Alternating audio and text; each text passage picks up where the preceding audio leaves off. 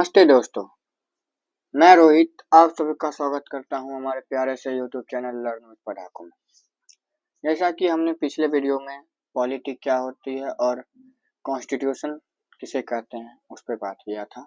तो आज के लेक्चर में हम लोग गवर्नमेंट के बारे में बात करेंगे, गवर्नमेंट के प्रकार के बारे में बात करेंगे।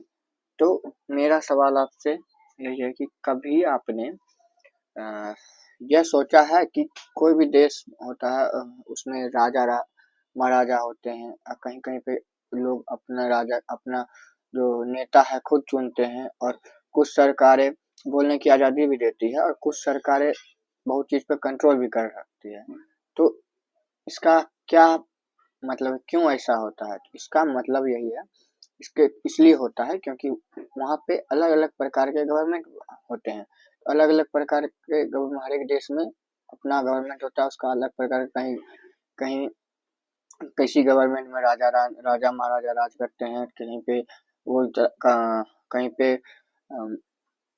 डेमोक्रेसी होती है तो वहाँ पे अपना नेता खुद चुना जाता है। तो उस तरह से होता है। तो आज के लेसन में आज के जो लेक्चर है उसमें हम लोग अलग अलग फॉर्म ऑफ गवर्नमेंट है और वो कैसे काम करती है और लोगों की जिंदगी को कैसे प्रभावित करती है, उनके जिन लोगों के जिंदगी पर क्या असर पड़ता है उसका, तो उसके बारे में बात करेंगे।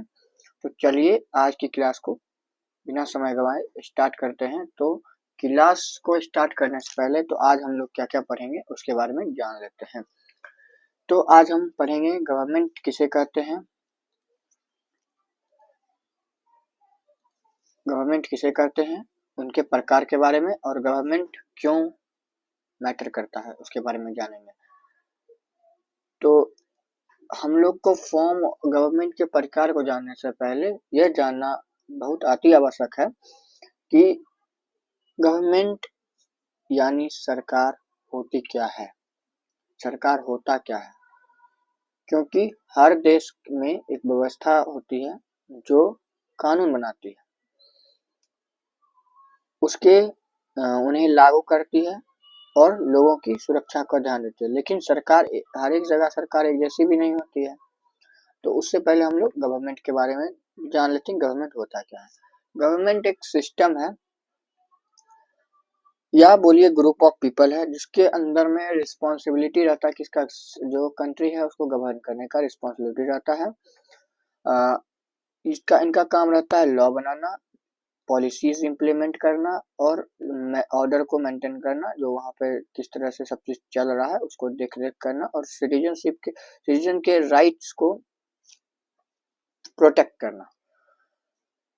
तो मेनली हम लोग जो गवर्नमेंट के प्रकार है उसमें जानेंगे कि गवर्नमेंट तो हम लोग समझ लिए है ना, अब उसके प्रकार के बारे में जानेंगे। तो प्रकार जानने से पहले ये समझना भी उचित है कि गवर्नमेंट कैसे काम करती है। गवर्नमेंट कैसे काम करती है वो तो हमने बता दिया, लेकिन जो होता है सरकार में ताकत किसके पास जाती है और फैसले कैसे लिए जाते हैं, उसी के आधार पे क्या किया गया है, सरकार को, गवर्नमेंट को अलग अलग प्रकारों में बांट दिया गया है। ठीक, तो हम लोग आगे बढ़ते हैं और उनके प्रकार के बारे में जानते हैं कि कैसे सबको बांटा गया। पहले अलग अलग पढ़ने से पहले हम लोग जान लेते हैं जो गवर्नमेंट के प्रकार क्या क्या हैं उनके बारे में। तो पहला है डेमोक्रेसी, दूसरा है मोनार्की, तीसरा है डिक्टेटरशिप, चौथा है कम्युनिज्म, पांचवा है थियोक्रेसी, छठा है ओलिगार्ची, सातवां है एरिस्टोक्रेसी और आठवां है मिलिट्री रूल, नौवां है रिपब्लिक, दसवां है एनार्की और 11वां फेडरल और 12वां है यूनिटरी। अब ये सब के बारे में हम लोग डिटेल जानेंगे। तो पहले प्रकार की बात करें तो पहला प्रकार है डेमोक्रेसी। इसका मतलब होता है रूल बाय द पीपल, मतलब पीपल के द्वारा जहाँ रूल किया जाता है उसको कहते हैं डेमोक्रेसी, मतलब पीपल के हाथ में सारा पावर रहता है। जो डेमोक्रेसी वर्ड है वो आया है ग्रीक वर्ड जिसका नाम था डेमोस, जिसका मतलब था पीपल, और क्राटोस का मतलब होता है रूल। तो दोनों मिला के बात करें तो रूल बाय द पीपल, मतलब पीपल के द्वारा जहाँ पे रूल किया जाता है उसको कहते हैं डेमोक्रेसी। डेमोक्रेसी में गवर्नमेंट जो होती है वो पीपल खुद चुनते हैं, किसके थ्रू? इलेक्शन के थ्रू। और सिटीजन्स के पास पावर रहता है किसका? वोट देने के अपने फेवरेट लीडर को, उनके पॉलिसी के अकॉर्डिंग। इसके कुछ की फीचर को जान लेते हैं। तो इसमें जो सिटीजन क्या करते हैं, अपने लीडर को फ्री और फेयर इलेक्शन के थ्रू चुनते हैं। इसमें freedom of speech, freedom of press और फ्रीडम ऑफ एक्सप्रेशन को प्रोटेक्ट किया जाता है। गवर्नमेंट वर्क करते हैं पब्लिक वेलफेयर को लेके, पब्लिक के कल्याण को लेके। और इसमें कुछ कंट्री का एग्जांपल ले ले तो जहाँ डेमोक्रेसी पालन होती है तो उसमें इंडिया, यूएसए, यूके और कनाडा शामिल है। अगला आगे बढ़ते हुए हम लोग अब ये जानने की कोशिश करते हैं कि ये डेमोक्रेसी कितने प्रकार की होती है। तो डेमोक्रेसी 2 प्रकार की होती है। डेमोक्रेसी डायरेक्ट डेमोक्रेसी और रिप्रेजेंटेटिव डेमोक्रेसी। डायरेक्ट डेमोक्रेसी में बात करें तो डायरेक्ट डेमोक्रेसी में जो पीपल डायरेक्ट वोट करते हैं, वोट कर डालते हैं उनके जो वहाँ पे कानून, एवरी लॉ और पॉलिसी के थ्रू ही वोट डाला जाता है। बट यहाँ पे क्या होता है, डायरेक्ट डेमोक्रेसी में कोई रिप्रेजेंटेटिव नहीं होता है, कोई रिप्रेजेंटेटिव नहीं होता है। पब्लिक खुद कानून सब मिल के बनाते हैं, पॉलिसी सब खुद मिल के बनाते हैं, वोट दे के बनाते हैं। तो इस टाइप की जो डेमोक्रेसी थी कहाँ प्रैक्टिस होती थी? एंशिएंट एथेंस में होती थी, जो लेकिन अभी के समय में कहीं ये कोई भी बड़ी कंट्री में ये अभी आज के समय में नहीं फॉलो किया जाता है। ये है एंशिएंट एथेंस का झंडा, ये पुराना एंशिएंट एथेंस का झंडा है। रिप्रेजेंटेटिव डेमोक्रेसी की बात करें तो यहाँ पे व्यक्ति जो है अपना लीडर को खुद चुनते हैं। पीपल अपने लीडर को चुने और उनका लीडर क्या उनके बिहाफ में डिसीजन लेता है, उनके बदले में डिसीजन लेता है उनके हित के लिए, तो उसको कहते हैं वहाँ पे रिप्रेजेंटेटिव डेमोक्रेसी। अधिकतर देश में जितना भी जहाँ भी डेमोक्रेसी पाया जाता है अभी यही इसी प्रकार का रिप्रेजेंटेटिव डेमोक्रेसी ही सारा जगह पाया जाता है। इसमें कुछ जहाँ भी डेमोक्रेसी पाया जाता है वहाँ पे अभी इसमें एग्जाम्पल ले लेते, एग्जाम्पल में इंडिया, यूएसए, जर्मनी, ये 3 मुख्य देश हैं जो कि डेमोक्रेसी, रिप्रेजेंटेटिव डेमोक्रेसी का पालन करते हैं। आगे बात करें तो आगे है हमारा दूसरा है मोनार्की। मोनार्की में जो किंग और क्वीन के द्वारा रूल किया जाता है, वहाँ का जो सारा कार्यभार किंग और क्वीन के अंदर में रहता है, के पास पावर रहता है। मोनार्की में पावर क्या होता है? Power to the rule is to rule is pass down through a family, family के थ्रू पावर पास ऑन होते रहता है। इसमें किंग क्वीन जो होते हैं वो हेड ऑफ द स्टेट होते हैं और ये पावर या तो एब्सोल्यूट रहता है या तो लिमिटेड रहता है। मतलब एब्सोल्यूट मतलब या तो फुल कंट्रोल उनके पास आ गया या तो लिमिटेड कंट्रोल आता है, लिमिटेड रहता है मतलब कॉन्स्टिट्यूशनली बाधित। तो उनके मतलब आगे अभी जानेंगे कि एब्सोल्यूट क्या होता है और लिमिटेड क्या होता है। की फीचर्स में बात करें तो रूलर जो है इनहेरिटेंट पावर पर लेके चलता है। मतलब क्या? वंश वाइज, मतलब अगर राजा है अभी तो उसका बेटा बनेगा, उसका बेटा है तो बेटा का बेटा बनेगा, ऐसे मतलब इनमें ट्रांसफर होते रहता है। आगे बात करें तो अगला है मोनार्क जो होते हैं वो रूल करते हैं लाइफ टाइम, मतलब जब तक जिंदगी है, जब तक है जिंदा तब तक वो राजा रहेंगे। इसमें दो कैन बी, या तो पावर क्या रहता है फुल कंट्रोल उनके पास रहता है, या कॉन्स्टिट्यूशनली रहता है लिमिटेड पावर जिसको कहते हैं। इसमें कंट्री की बात करें तो इसमें सऊदी अरेबिया, यूके और जापान को ले सकते हैं एग्जाम्पल में। आगे इनके प्रकार के बारे में जानते हैं तो इनके 2 प्रकार होते हैं। अभी जस्ट पीछे वाले स्लाइड में हमने बात किया था एब्सोल्यूट और कॉन्स्टिट्यूशनल, मतलब लिमिटेड पावर के बारे में। तो इन दोनों को उसी तरीके से बांट दिया गया है, पहला एब्सोल्यूट और दूसरा है कॉन्स्टिट्यूशनल। मतलब एब्सोल्यूट मोनार्की जो हो गया इसमें किंग क्वीन जो रहते हैं उनके पास पूरा कंप्लीट पावर रहता है, मतलब वही जो चलाएंगे देश वही चलाएंगे। इसमें 2 कंट्री का नाम है जो कि 2 कंट्री हैं जो कि एब्सोल्यूट मोनार्की को फॉलो करते हैं। इसमें सऊदी अरेबिया और दूसरा है ब्रुनई, ब्रुनई, ये दोनों का झंडा है। कॉन्स्टिट्यूशनल मोनार्की जो होते हैं, कॉन्स्टिट्यूशनल मोनार्की में किंग और क्वीन जो होते हैं, किंग और क्वीन क्या रहते हैं? एक सिंबॉलिक रोल निभाते हैं। क्या निभाते हैं? Symbolic role. सिर्फ नाम के किंग एंड क्वीन है, उनके पास कोई पावर नहीं है। सारा पावर किसके पास हुआ? रियल पावर किसके पास हुआ? जो वहां से इलेक्टेड पार्लियामेंट मेंबर है, प्राइम मिनिस्टर, उनके पास पावर रहेगा। इसमें हो गया आपको जापान, यूके और कनाडा जो है उनके वो कॉन्स्टिट्यूशनल मोनार्की को फॉलो करते हैं। आगे बात करें तो अगला है डिक्टेटरशिप। डिक्टेटरशिप में एक व्यक्ति के द्वारा पूरा पावर रहता है, उसको कहते हैं डिक्टेटरशिप। या तो एक व्यक्ति के पास पावर रहेगा या तो स्मॉल ग्रुप जो रहेंगे उनके पास पूरा गवर्नमेंट का पावर रहेगा। उस टाइप का गवर्नमेंट को क्या कहते हैं? Dictatorship government. द गवर्नमेंट इसमें क्या होता है? गवर्नमेंट में अपोजिशन अलाउ ही नहीं है, कोई अपोजिशन ही नहीं रहेगा, अपोजिशन खत्म हो जाता है। सिटीजन्स के पास क्या होता है? लिमिटेड राइट्स हो जाता है। इसमें कुछ की फीचर्स की बात करें तो no free election, only rigged election. Free election होता ही नहीं है, फ्री इलेक्शन रिग्ड इलेक्शन होता है, इलेक्शन ना के बराबर होता है, इलेक्शन होबे नहीं करता है। नो फ्रीडम ऑफ स्पीच, यहाँ किसी को बोलने का अधिकार नहीं रहता, कोई अपोजिशन नहीं रहता है। डिक्टेटरशिप जो डिक्टेटर रहते हैं उनके अंदर में क्या आता है? मिलिट्री और मीडिया उनके अंदर में आता है। एग्जाम्पल अगर ले लें डिक्टेटरशिप का तो नॉर्थ कोरिया अभी हाल मतलब करंट में नॉर्थ कोरिया में ये जो किम जोंग उन है, किम जोंग उन ये आपको नॉर्थ कोरिया के शासक, ये एक डिक्टेटरशिप गवर्नमेंट है वहां पे अभी करंट में। बात करें तो पुराने में बात करें तो नाजी जर्मनी हो गया जहाँ हिटलर राज करते थे, और सोवियत यूनियन जहाँ स्टालिन का था।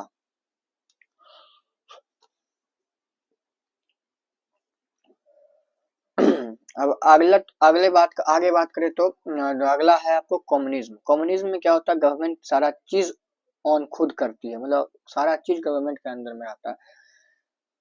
In a communist government, the state control all land, businesses and resources। जितना भी resources, जितना भी businesses सब गवर्नमेंट के अंदर में था। इसमें कोई प्राइवेट ओनरशिप नहीं रहता है और सारा चीज किसके में शेयर हो जाता है? सिटीजन के पास शेयर हो जाता है। सारा चीज सिटीजन को दे दिया जाता है, सब सिटीजन में इक्वली बट जाता है। की फीचर्स की बात करें तो the government on all the property and industry, जितना भी इंडस्ट्री और प्रॉपर्टी है गवर्नमेंट ऑन करती है। Everyone is suppose to be equal, सारे को इक्वल लेके चलते हैं, कोई गरीब नहीं कोई अमीर नहीं।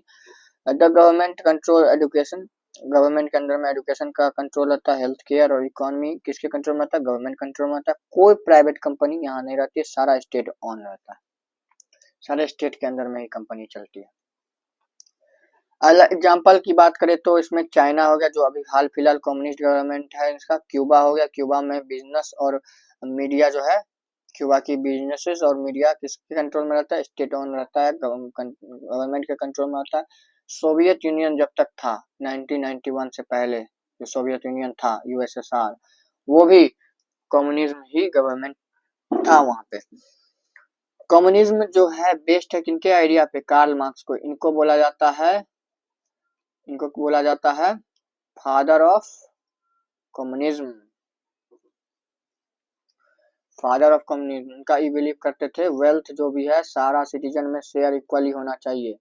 लेकिन अभी का रियलिटी क्या है कम्युनिस्ट गवर्नमेंट उनका? तो अभी रियलिटी ये है कि जो उनके पास इतना ना पावर है, इतना स्ट्रांग हो गए हैं कि पीपल के जो लाइफ उसके रहने का सब पे कंट्रोल अब इनका ही हो गया है। उनके पब्लिक को कोई फ्रीडम नहीं। अगला अगर बात करें अगले फॉर्म ऑफ गवर्नमेंट की तो अगला फॉर्म ऑफ गवर्नमेंट है आपको थियोक्रेसी। थियोक्रेसी एक टाइप का गवर्नमेंट फॉर्म है जो कि रिलीजन बेस्ड गवर्नमेंट फॉर्म है। यहाँ पे धर्म पे बात होती है। इसमें जो रिलीजियस लीडर जो है वो पूरे कंट्री को चलाते हैं। यहाँ का कानून रिलीजियस टेक्स्ट के अनुसार चलता है। की फीचर्स की बात करें तो इसमें रिलीजियस लॉ फॉलो होता है, जैसे शरिया लॉ, कैनन लॉ। कंट्री में को रिलीजियस लॉ के द्वारा गवर्न किया जाता है। यहाँ के जो लीडर रहते हैं वो या तो पंडित होते हैं वहाँ के, या ईमान होते हैं, या मॉन्क होते हैं। यहाँ पे कोई सेपरेशन नहीं रहता है धर्म और गवर्नमेंट में, रिलीजन और गवर्नमेंट में। सिटीजन के पास बहुत ही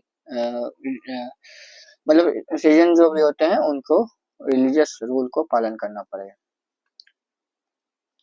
एग्जाम्पल में ले ले तो एग्जाम्पल में आपको ईरान हो गया, वेटिकन सिटी हो गया, तिब्बत हो गया। ईरान में आपको इस्लामिक थियोक्रेसी है, ये है ईरान के सुप्रीम लीडर, ये इनके द्वारा रन किया जाता है पूरे ईरान को। वेटिकन सिटी में किस टाइप का है तो क्रिश्चियन थियोक्रेसी है। यहाँ पे पॉप वहाँ हेड ऑफ द स्टेट है, पॉप तिब्बत 1959 में जब तक चाइना उसको ऑक्यूपाई नहीं किया तब तक वहाँ का जो बुद्धिस्ट थियोक्रेसी में चलता था, दलाई लामा वहाँ रन करते थे। जो थियोक्रेसी है, पीपल यहाँ पे क्या होता है, इसमें पीपल को फॉलो करना ही पड़ता है स्ट्रिक्ट रिलीजियस लॉ को।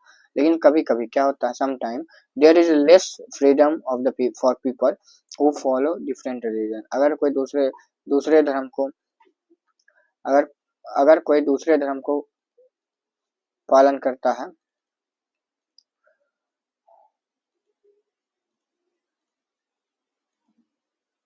अगर कोई दूसरे धर्म को पालन करता है, ठीक, अगर कोई दूसरे धर्म को पालन करता है, उसका फ्रीडम खत्म हो जाता है, फ्रीडम उनको कम फ्रीडम दिया जाता है, उसको फ्रीडम ही नहीं दिया जाता, बहुत कम फ्रीडम होता है उसको, अगर कोई दूसरे धर्म को पालन करता है तो अगला फॉर्म ऑफ गवर्नमेंट की बात करें तो अगला फॉर्म ऑफ गवर्नमेंट है ओलिगार्की। ओलिगार्की जो होता है, इसमें छोटे से ग्रुप के द्वारा जो रूल किया जाता है, इसमें जो होता है जो भी पावरफुल पीपल्स रहते हैं उनके कंट्रोल में पूरा गवर्नमेंट रहता है, इकोनॉमी रहती है। इसमें जो आपका रिच बिजनेसमैन हो गया, मिलिट्री लीडर हो गया, नोबिलिटी में पढ़े लिखे लोग के अंदर में के पास पावर, यही तीन व्यक्ति, या तो अमीर आदमी, अमीर बिजनेसमैन, या तो मिलिट्री लीडर या नोबिलिटी, उसके पास ही पावर रहता है। इनमें a few people hold all the power, कुछ व्यक्ति के पास पूरा पावर रहता है। कॉमन सिटीजन जो रहते हैं उनके पास बहुत लिमिटेड पावर रहता है, मतलब कुछ नहीं बोल सकते, कुछ नहीं, या तो नहीं बोलेंगे या तो बहुत कम बोलेंगे।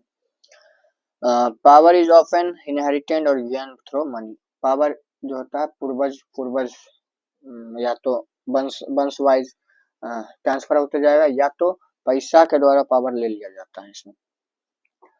इसकी एग्जांपल की बात करें तो एंशियंट स्पार्टा, जो आज के समय में ग्रीस बोल सकते हैं उसमें, वहां पे मिलिट्री जनरल के द्वारा रूल किया जाता था।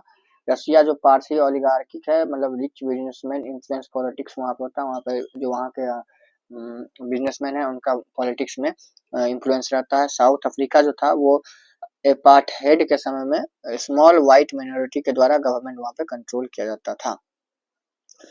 ओलिगार्की गवर्नमेंट में इलेक्शन बहुत जगह क्या होता है, ओलिगार्की गवर्नमेंट में क्या होता है, गवर्नमेंट में इलेक्शन एग्जिस्ट करता है, बट जो रहता है, जो रियल पावर जो रहता है, पावर किसके पास रहता है, तो स्मॉल एलिट ग्रुप के पास ही पावर रहता है।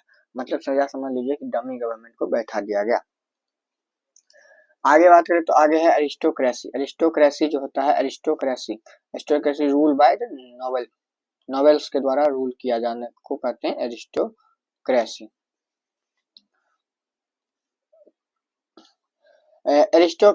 एरिस्टोक्रेसी जो हुआ, एरिस्टोक्रेसी में जो गवर्नमेंट होता है उसके पास पावर जो होता है, जितना भी नोबेल और अपर क्लास एलिट है उनके पास पावर रहता है। सीधा समझ लीजिए जो कि अमीर है उनके पास रहेगा, या तो पढ़े लिखे हैं तो उनके पास पावर रहेगा, उस टाइप का गवर्नमेंट को कहते हैं एरिस्टोक्रेसी। की फीचर हो गया, power is given to the noble और अपर क्लास ऊंचे जाति के लोग के पास, या नोबेल जो पढ़े लिखे व्यक्ति हैं उनके पास पावर रहता है। लीडरशिप पास ऑन होता है family through family. Common people जो भी रहते हैं उनके पास बहुत ही लिमिटेड पॉलिटिकल राइट्स रहते हैं। एग्जाम्पल में ले ले तो एंशियंट यूरोप, जब वहाँ डेमोक्रेसी नहीं बना था तब वहाँ पे इस टाइप का एरिस्टोक्रेसी था, नोबेल वहाँ पे रूल करते थे किंगडम को, यह है एंशियंट यूरोप। प्री रेवोल्यूशन जो फ्रांस था 1789 से पहले, यहाँ भी नोबिलिटी के द्वारा पॉलिटिक्स को कंट्रोल किया जाता था, यह है प्री रेवोल्यूशन फ्रांस का। ब्रिटिश हाउस ऑफ लॉर्ड जो था वो पार्शली अरिस्टोक्रेटिक था, मतलब हल्का हल्का था, यहाँ भी नोबल फैमिली में का इन्फ्लुएंस रहता था ये गवर्नमेंट में, ठीक, ये है ब्रिटिश हाउस ऑफ लॉ का। एरिस्टोक्रेसी जो था वो डिक्लाइन हो गया डेमोक्रेसी के आने के बाद। डेमोक्रेसी जब आया तो वो इक्वल राइट्स की बात कर रहा था, और जो कि पॉपुलर हो गया, जिसके कारण एरिस्टोक्रेसी जो था वो डिक्लाइन हो गया। आगे बात करें तो अगला है मिलिट्री रूल। मिलिट्री रूल की बात करें तो मिलिट्री रूल में आर्मी के द्वारा कंट्रोल कर लिया जाता है, उसको कहते हैं मिलिट्री रूल।